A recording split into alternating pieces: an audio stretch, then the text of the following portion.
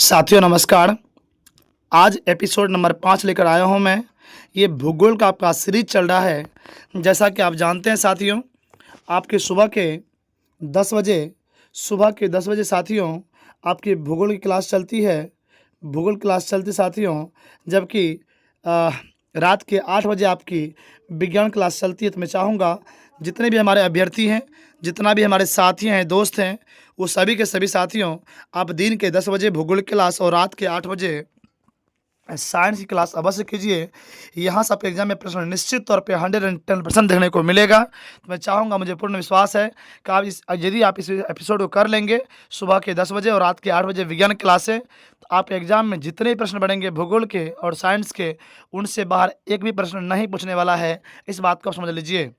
साथियों, यदि आप नए आए हैं तो मैं चाहूँगा कि आप मेरा साथ देने के लिए आप एक सब्सक्राइब कर दीजिए। आप, क्योंकि आप सब्सक्राइब करने में कोई पैसा नहीं लगता है, लेकिन हमें मोटिवेट मिलती है। आप एक लाइक अवश्य कर लीजिए। चलिए हम आगे बढ़ते इसी क्रम में। याद रखिएगा, एपिसोड नंबर 5 है। इससे पहले मैंने 4 एपिसोड पढ़ा दिया है। आप एक बार पढ़ के देखिए। यदि आप नए हैं, एक बार पढ़ के देखिए। आपको मज़ा नहीं आई तो फिर मुझे बोलिएगा आप। और आपको इतना फील जरूर हो जाएगा साथियों कि आपको निश्चित तौर पर भूगोल के प्रश्न इसी सीरीज से मिलने वाली है। चलिए आगे बढ़ते हैं हम लोग। आपके सामने आपके सामने साथियों पहला क्वेश्चन है कि एक नदी विशिष्ट क्षेत्र से अपना जल बहाकर लाती है, जिसे डैश कहा जाता है।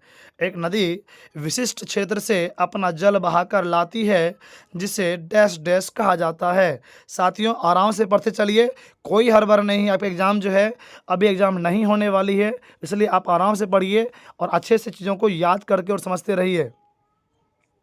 साथियों क्या कहा गया क्वेश्चन में आप पढ़ेंगे तो एक नदी विशिष्ट क्षेत्र से अपना जल बहाकर लाती है, जिसे डैश डैश कहा जाता है। ऑप्शन आपके सामने है: जलग्रहण क्षेत्र, अपोहात क्षेत्र, जल सांभर, एक से अधिक, या फिर कोई नहीं। साथियों याद रखिएगा, इसका परफेक्ट आंसर जो हो जाएगा साथियों, परफेक्ट आंसर साथियों, जलग्रहण क्षेत्र इसका बिल्कुल सही आंसर होने वाली है।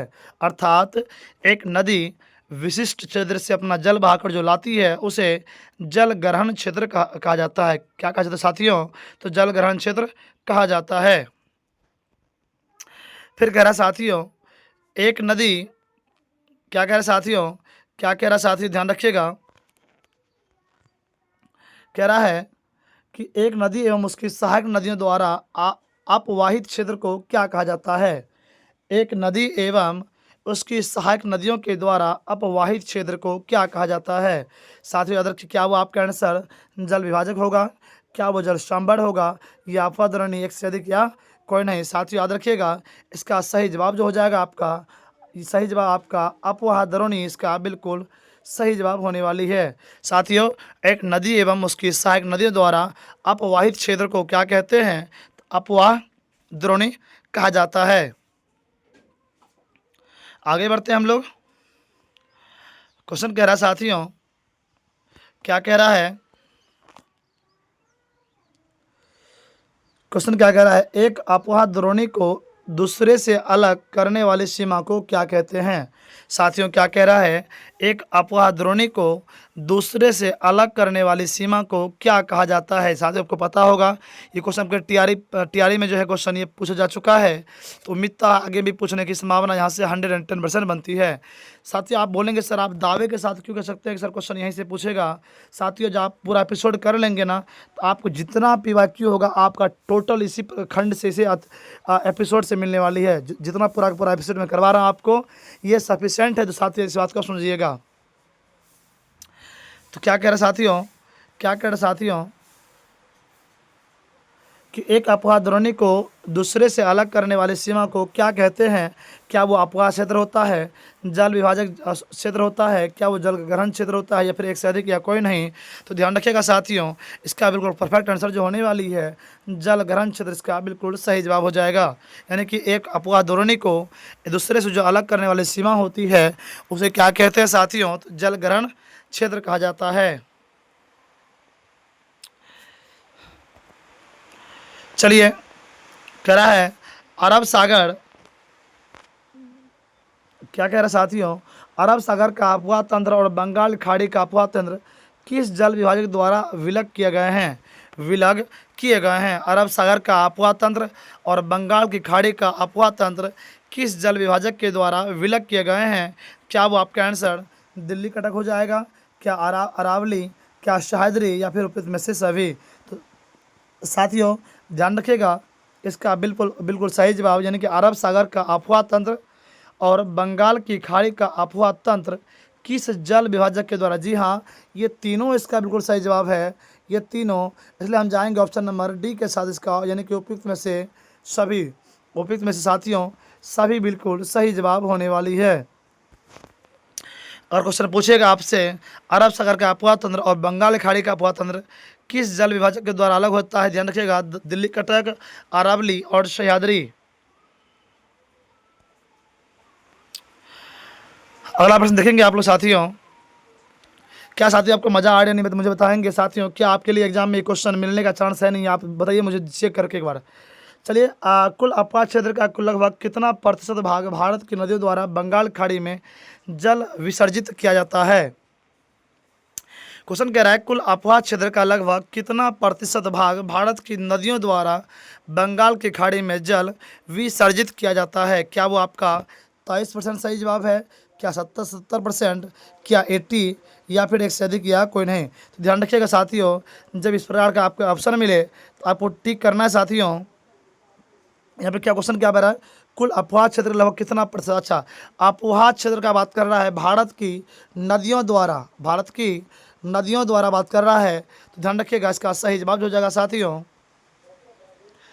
इसका सही जवाब जो हो जाएगा आपका 77%। 77% इसका बिल्कुल सही जवाब, अर्थात 77% जो है वो बंगाल खाड़ी में जल विसर्जित किया जाता है। अगला बोल रहा साथियों आपसे, निम्नलिखित में से कौन सी नदी की द्रोणी भारत में सबसे बड़ी द्रोणी है? मतलब भारत की बात कर रहा है साथियों, भारत की बात कर रहा है साथियों, भारत की सबसे बड़ी नदी कौन सी है? भारत की सबसे बड़ी नदी कौन सी है? क्या वो नदियाँ साथियों, क्या वो नदी सिंधु है, क्या वो नदियाँ ब्रह्मपुत्र है, क्या गंगा है, या क्या कृष्णा है? तो साथियों याद रखिएगा, आपका बिल्कुल बिल्कुल परफेक्ट आंसर साथियों हो जाएगा कृष्णा इसका बिल्कुल, सॉरी गंगा इसका बिल्कुल परफेक्ट आंसर होने वाली है। अर्थात साथियों जान लीजिएगा, भारत की जब भी बात करेगा आपसे तो भारत की सबसे बड़ी नदी की बात करेगा आपसे, आप गंगा को टिक करेंगे, साथ मुझे बताएंगे साथियों, आप मुझे साथियों बताइएगा गंगा की साथियों, गंगा की दूरी कितनी है? मुझे बताइए, अपने एग्जाम में क्वेश्चन पूछा जा चुका है कि गंगा की दूरी कितनी है। ध्यान रखिएगा, 2525 किलोमीटर। कितना साथियों? गंगा की दूरी पूछेगा आपसे, ध्यान रखिएगा 25 से 25 किलोमीटर, यानी कि गंगा की लंबाई की बात किया जाए तो 2525 किलोमीटर। आप मुझे बताएंगे साथियों, आप मुझे बताइएगा विश्व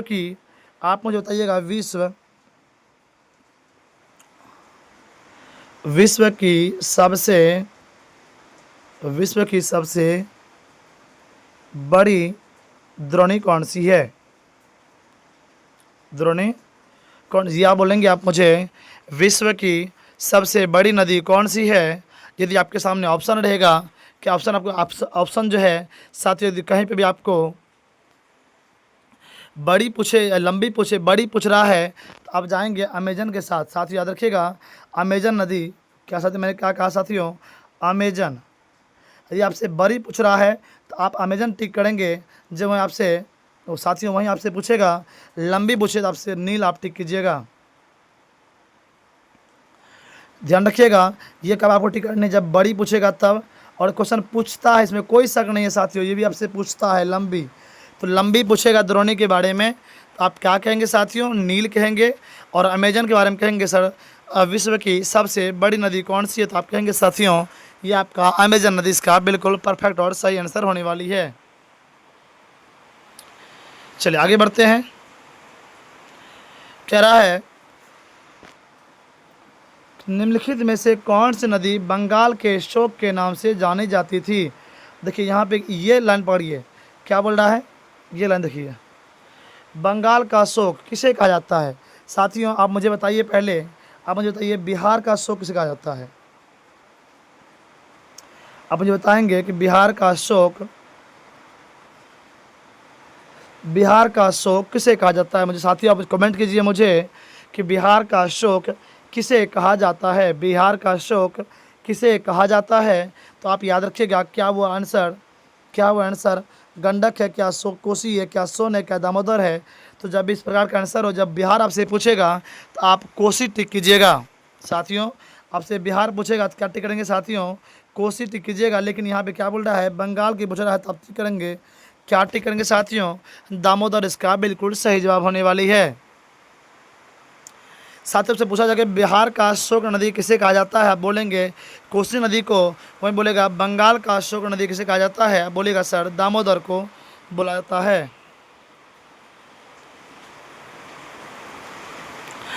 अगला प्रश्न कह रहा साथियों, निम्नलिखित में से कौन सी नदी पंचनद में शामिल नहीं है। यहाँ देखिए ध्यान से, पंचनद ध्यान रखिएगा दोस्तों, जहाँ पे 5 नदी होती है, कौन सी नदियाँ पंचनद में शामिल नहीं है। क्या वो साथियों, क्या वो रावी है, सिंधु, चिनाब, झेलम और सतलुज। ध्यान रखिएगा जब भी क्वेश्चन पूछेगा आपसे तो आप बोलना है आपको साथियों पंचनद में कौन शामिल नहीं है। ध्यान रखिएगा आपका सिंधु इसका बिल्कुल सही हो जवाब होने वाली है। तो कौन सी नदी पंचनद में शामिल नहीं है, तो साथियों सिंधु पंचनदी। जबकि जबकि हम बात करेंगे वहीं पे तो सिंधु भी है, रावी है, चेनाब है, झेलम है, सतलुज है, लेकिन सिंधु नहीं है। इसलिए हम ऑप्शन जाएंगे, ऑप्शन नंबर जाएंगे हम किसके साथ, सिंधु के साथ जाने वाले हैं। चलिए अगला प्रश्न देख लेते हैं हम लोग। किस नदी को बिहार का अशोक, आप मुझे ये क्वेश्चन जवाब आप दीजिएगा, किस नदी को बिहार का अशोक कहा जाता है। देखिए मैंने कुछ देर पहले तो आपको पढ़ाया था, मैंने कुछ देर पहले तो आपको पढ़ाया ही था कि किस नदी को बिहार का अशोक कहा जाता है। ध्यान रखिएगा बिहार का अशोक हमेशा जो है साथियों कोसी नदी को कहा जाता है। किसको साथियों, कोसी नदी को कहा जाता है। अच्छा मैंने कुछ देर पहले आपको पढ़ाया था, आप मुझे बताइएगा, ये तो आपका कोसी हो गया। आप मुझे बताइएगा साथियों बंगाल का अशोक, आप कमेंट कीजिए मुझे, बंगाल का अशोक किसे कहा जाता है, किसे कहा जाता है। आप मुझे बताइए किस नदी को बंगाल का अशोक नदी कहा जाता है। आपको मैंने कुछ देर पहले पढ़ाया है, यदि आपको याद है तो आप प्लीज़ मुझे कमेंट कीजिए कि बंगाल का अशोक किस नदी को कहा जाता है। अगला बोल रहा साथियों, अगला क्या कह रहा है साथियों, देखिए ध्यान से, निम्नलिखित में से कौन सी नदी भ्रंश घाटी में बहती है। निम्नलिखित में से कौन सी नदी भ्रंश घाटी में बहती है। क्या वो सोन है, क्या वो नर्मदा है, क्या वो लूनी है, एक से अधिक या कोई नहीं। साथ याद रखिएगा कौन सी नदी की बात कर रहा है यहाँ पे, और इसमें साथ ही साथ भ्रंश घाटी की बात कर रहा है। तो आप याद रखिएगा इसका सही जवाब दामोदर इसका बिल्कुल परफेक्ट आंसर नर्मदा इसका बिल्कुल परफेक्ट आंसर होने वाली है। हालांकि साथियों जब ध्यान रखिएगा नर्मदा के साथ साथ दामोदर भी इसका आंसर हो जाता है, लेकिन ऑप्शन में कहीं पे दामोदर नहीं दिखा हमको।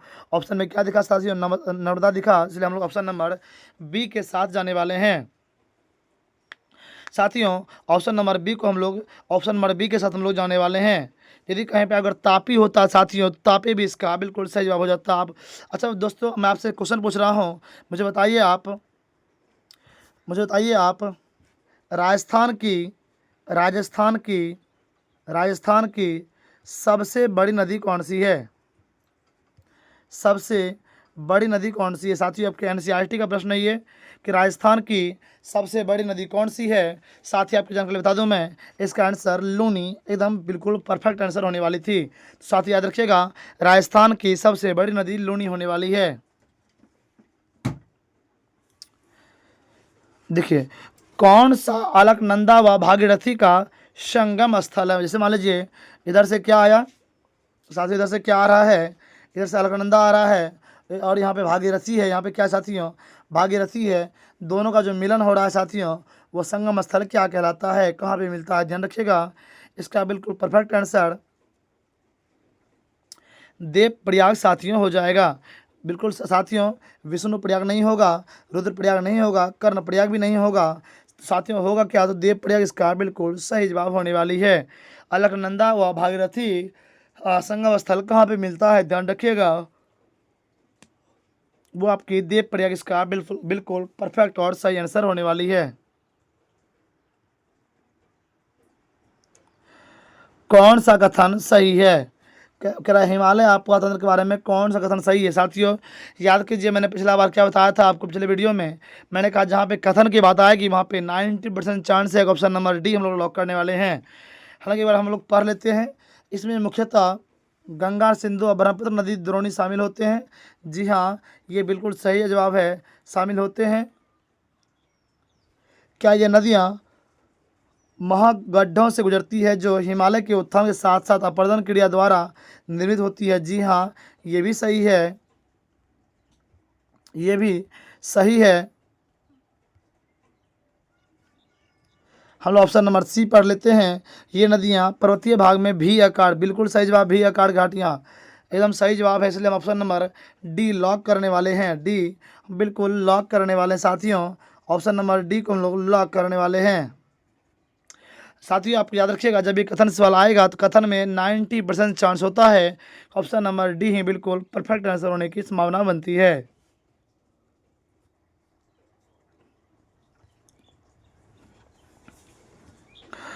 क्या बोल रहा साथियों, हिमालय नदियों के द्वारा मैदानों में किन निक्षेपणात्मक स्थलाकृति का निर्माण किया जाता है।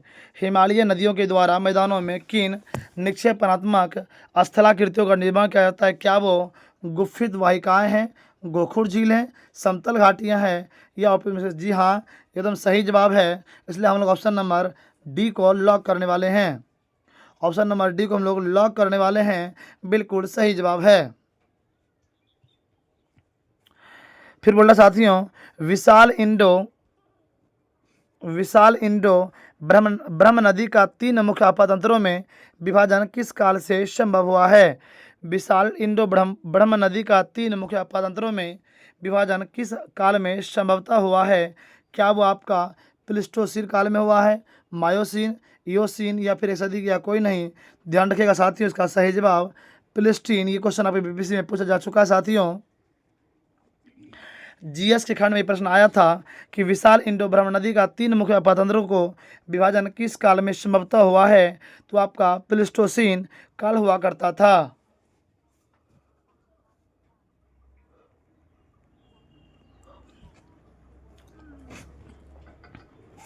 अगला प्रश्न क्या कह रहा है साथियों, सिंधु नदी की भारत में लंबाई कितना किलोमीटर है। मतलब हमारे सिंधु नदी जो है वो भारत में कितना किलोमीटर देखिए बहती है या फिर है। याद रखिएगा इसका सही जवाब क्या, वो 750, 1114 या 1248, यहाँ पे तीनों जगह किलोमीटर ऐड कर दीजिएगा। सिंधु नदी की भारत में लंबाई कितना किलोमीटर है, ध्यान रखिएगा, वो आपका 1114 किलोमीटर का परफेक्ट आंसर होने वाली है। कितना साथियों, तो मैंने कहा आपसे 1114 इसका बिल्कुल परफेक्ट आंसर होने वाली है।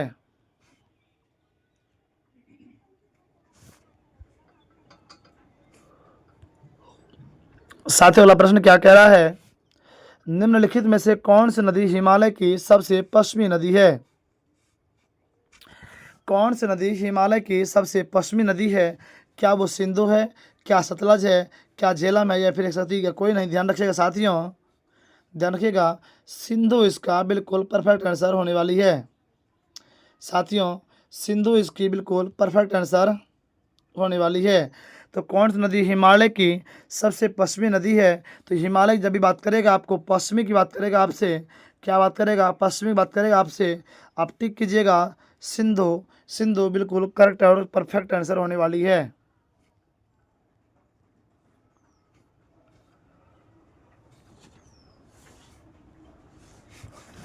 कह रहा है कि सिंधु किस सहायक नदी के किनारे कारगिल स्थित है। सिंधु नदी जो है किस नदी के किनारे कारगिल स्थित है। साथियों बताइए मुझे, क्या ये क्वेश्चन आपके टीआरई, आपके सिविल सर्विस में क्या ये क्वेश्चन पूछा गया है या नहीं पूछा गया है।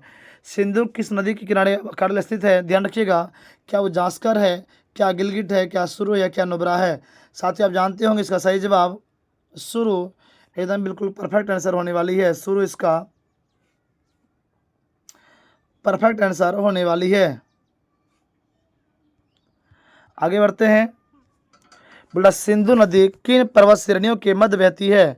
सिंधु नदी किन पर्वत श्रेणियों के मध्य बहती है? क्या वो काराकोरम लद्दाख है, लद्दाख वो जांस्कर है, जांस्कर और पीर पंजाल है? तो हम लोग ऑप्शन नंबर बी के साथ लॉक करने वाले साथियों, ऑप्शन नंबर बी को हम लोग लॉक करने वाले साथियों, इस बात को आप याद रखिएगा।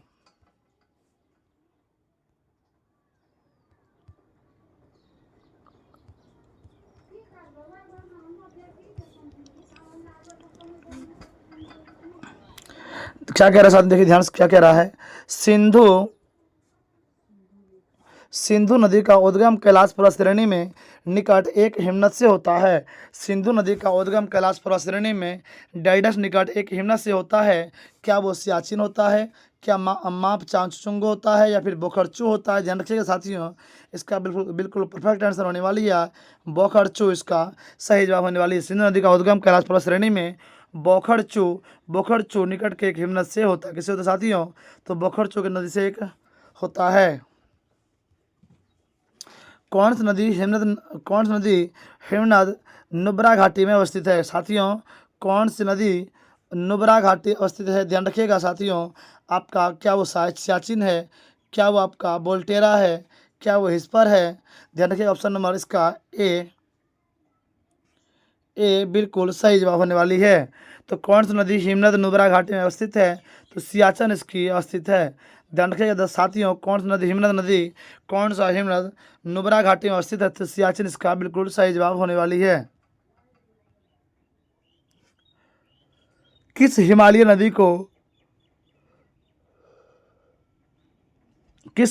नदी को शिंगी खम्बाण के नाम से जाना जाता है? बोल रहा है किस हिमालय नदी को शिंगी खम्बाण के नाम से जाना जाता है? क्या वो आपका आंसर घाघरा होगा, क्या वो आपका ब्रह्मपुत्र होगा, क्या सतलुज होगा, या फिर एक नदी या कोई नहीं? ध्यान रखिएगा साथियों, ये तीनों का तीनों जो है साथियों, ये तीनों ये बिल्कुल गलत है। ये दो साथियों क्या चीज़ बिल्कुल गलत होने वाली है। साथ इसका जवाब जो हो जाएगा आपका सिंधु बिल्कुल सही जवाब है। साथ ही ध्यान रखिएगा सिंधु इसका बिल्कुल परफेक्ट आंसर होने वाली है। साथियों क्या कह रहा है अगला प्रश्न? सिंधु नदी लद्दाख श्रेणी को काटते हुए लद्दाख में किस स्थान के समीप एक दर्शनीय महाखंड का निर्माण करती है? सिंधु नदी लद्दाख श्रेणी को काटते हुए लद्दाख में किस स्थान के समीप एक दर्शनीय महाखंड का निर्माण करती है? क्या वह गिलगिट होगा, क्या वो कारगिल होगा, क्या ये द्रास होगा, एक सदी का कोई नहीं? तो साथ याद रखिएगा इसका बिल्कुल सही जवाब जो होने वाली है वो आपका गिलगिट बिल्कुल सही जवाब होने वाली है। कह रहा है हिमालय में सबसे गहरा साथियों हिमालय में सबसे गहरा गार्ज किस नदी के द्वारा बनाया गया है? तो हिमालय में सबसे गहरा गार्ज किस नदी के द्वारा बनाया गया है? क्या वो चनाब है, क्या वो ब्रह्मपुत्र है, क्या वो सिंधी है, क्या कोई नहीं है? तो ध्यान रखिएगा इसका बिल्कुल परफेक्ट आंसर जो होने वाली साथियों वो आपका चनाब इसका बिल्कुल सही जवाब होने वाली है। चनाब साथियों इसका बिल्कुल परफेक्ट आंसर होने वाली है। ध्यान रखिएगा इस चीज़ को आप। कह रहा सियाचिन से निकलने वाली नुब्रा नदी किसकी सहायक नदी है? सियाचिन से निकलने वाली नुब्रा नदी किस नदी की सहायक नदी है?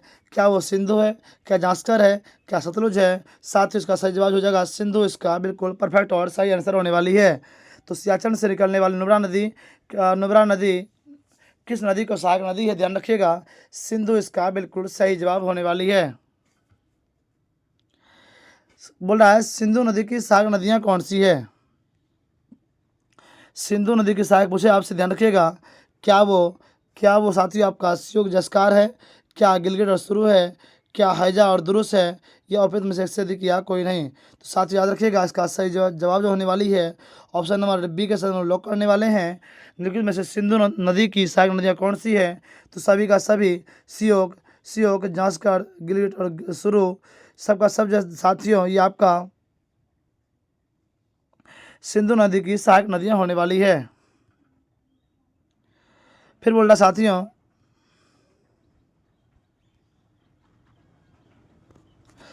काबुल, खुर्रम, तोची, गोमल, बिबुआ और सांगर नदियाँ किसकी सहायक नदी है? साथियों याद रखिएगा, ये आपका कोई और नहीं बल्कि सिंधु की सहायक नदियाँ हैं। किसकी सहायक नदियाँ हैं?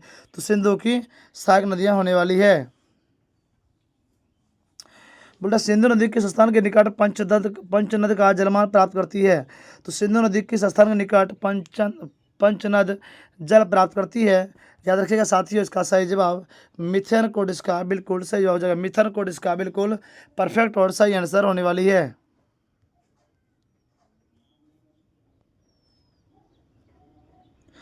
अगला क्वेश्चन क्या कह रहा है साथियों, पंचनद नाम पंजाब की 5 प्रमुख नदियों को दिया गया है जो सिंधु की सहायक नदियां है, और कौन सा पंचनद का भाग नहीं है? कौन सा भाग नहीं है? साथियों ये भी सही भाग सही है, ये भी भाग है, झेलम भी भाग है, लेकिन सियोक बिल्कुल भी गलत जवाब हो जाएगा। सियोक इसका भाग नहीं होने वाली है। बोला झेलम नदी की उत्पत्ति स्थल क्या है? झेलम नदी की उत्पत्ति स्थल क्या है? ध्यान रखिएगा साथियों, इसका सही जवाब वेरीनाग झरना हो जाएगा। साथियों क्या हो जाएगा साथियों? तो वेरीनाग झरना इसका बिल्कुल परफेक्ट और सही आंसर होने वाली है।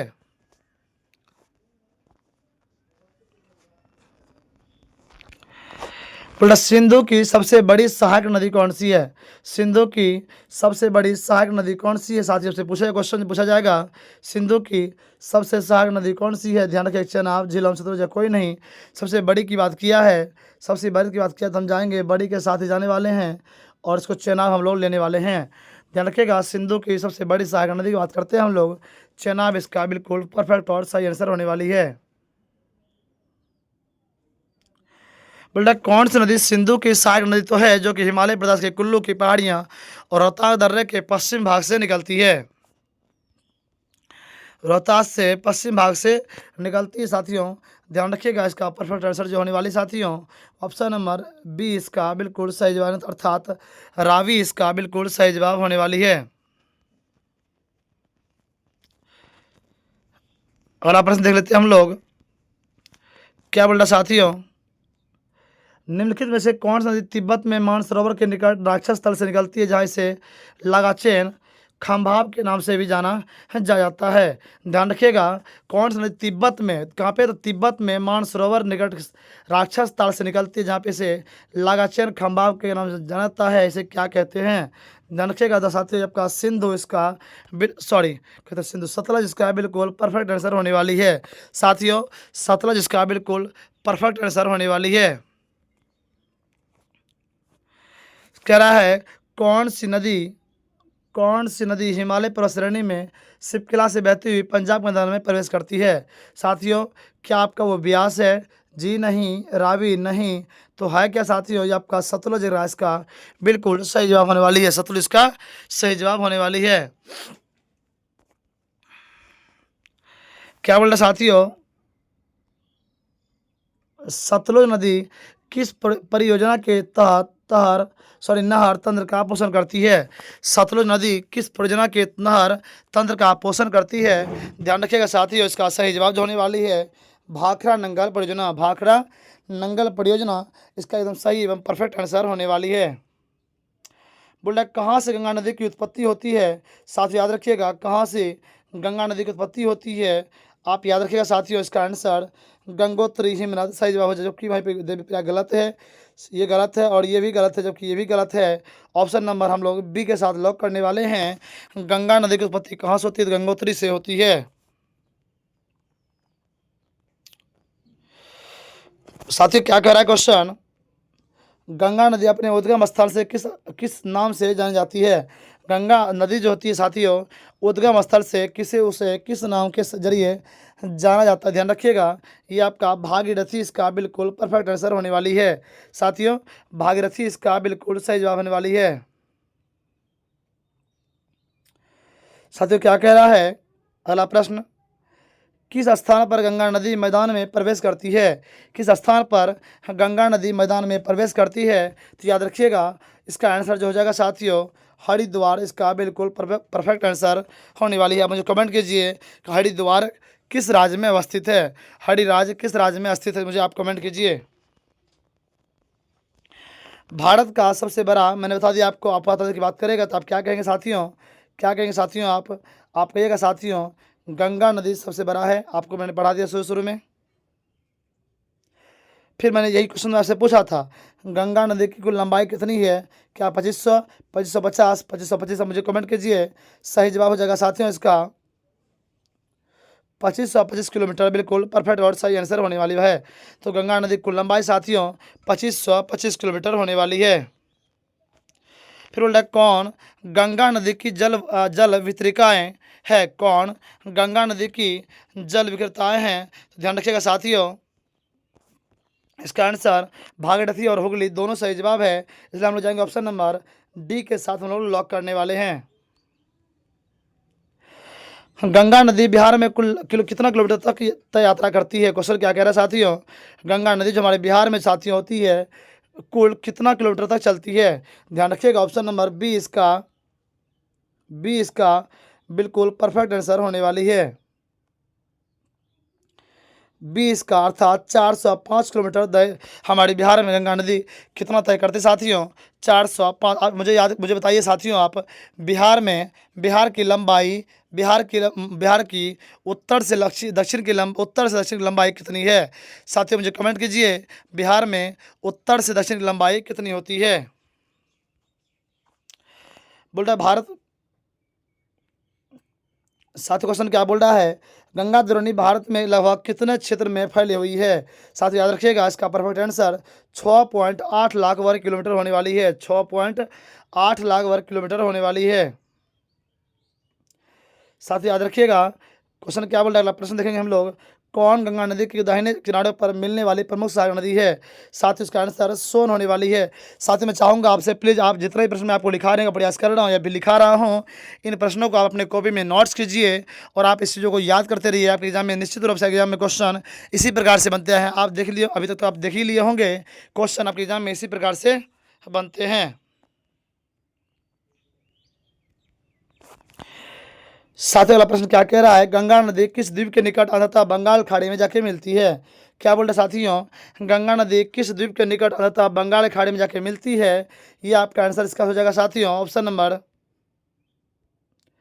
ऑप्शन नंबर बी इसका सागर द्वीप होने वाला है। साथियों क्या हो जाएगा साथियों, तो सागर द्वीप इसका बिल्कुल परफेक्ट आंसर होने वाली है। बोल रहे नमामि, ये क्वेश्चन आपके एग्जाम में पूछा जा चुका है, नमामि गंगा परियोजना किस वर्ष शुरुआत हुई थी? नमामि गंगा परियोजना किस वर्ष शुरुआत हुई थी? ये महात्मा गांधी के द्वारा साथियों 2014 में शुरू किया गया था। कब? 2014 में इसको शुरू किया गया था। साथियों बोल रहा है कौन गंगा की सबसे पश्चिमी और सबसे लंबी सहायक नदी है? क्वेश्चन पूछेगा आपसे, गंगा की सबसे पश्चिमी सहायक नदी कौन सी है? तो आप बोलिएगा सर इसको यमुना इसका बिल्कुल परफेक्ट आंसर होने वाली है। साथियों किस नदी पर गांधी सागर बांध बनाया जाता है? किस नदी पर गांधी सागर बांध बनाया गया है? किस नदी पर गांधी सागर बांध बनाया गया है? क्या वो नर्मदा है? क्या वो चंबल है? क्या वो सोन है? तो ध्यान रखिएगा साथियों, चंबल इसका बिल्कुल परफेक्ट आंसर होने वाली है। साथियों मैं बताना चाहूँगा आपको, सुबह के 10 बजे आपके भूगोल की क्लास चलती है और शाम के 8 बजे आपकी विज्ञान क्लास चलती है। मुझे पूर्ण विश्वास है जो मैं आपको एमसीक्यू करवा रहा हूं, इनसे बाहर क्वेश्चन एक भी प्रश्न आपके एग्जाम में नहीं पूछेगा, चाहे आप जीएस की तैयारी कर रहे हो या फिर पीआरटी की तैयारी कर रहे हो। साथियों आज के लिए मुझे इतना ही, मिलेंगे फिर अगले एपिसोड में, तब तक के लिए जय हिंद, नमस्कार।